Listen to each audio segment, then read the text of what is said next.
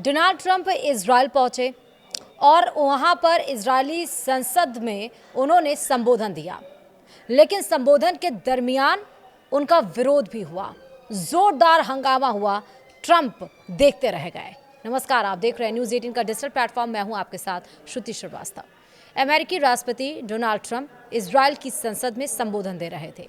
इसी दौरान दो सांसदों ऐमान ओदेह और ओफर कासिफ ने हंगामा किया।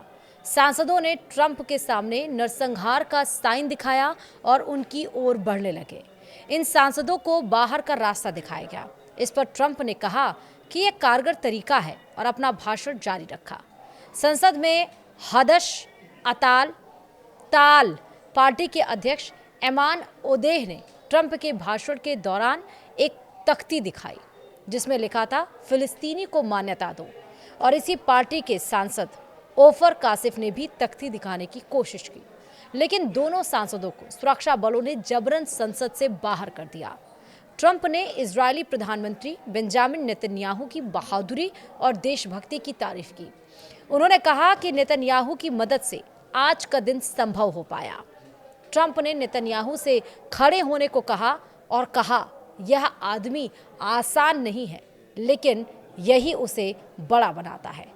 ट्रंप ने उन अरब और मुस्लिम देशों का भी धन्यवाद किया जिन्होंने बंधकों को छोड़ने के लिए हमास पर दबाव डाला। उन्होंने कहा, यह इजराइल के लिए बहुत बड़ी जीत है कि कोई देश मिलकर शांति के लिए काम कर रहे हैं। ट्रंप ने कहा, यह समय याद रखा जाएगा जब सब कुछ बदलना शुरू हुआ।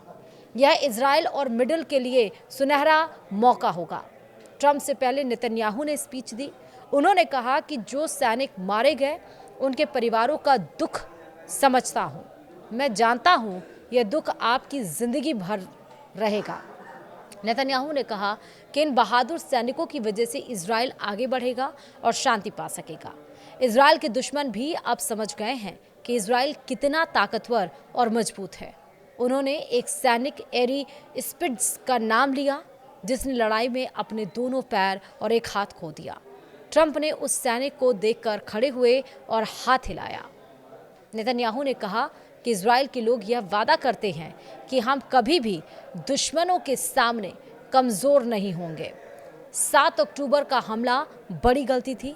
दुश्मनों को पता चल गया है कि इजराइल हमेशा के लिए मजबूत रहेगा। यह ताकत ही शांति की असली वजह है। वीडियो में इतना ही। नमस्कार।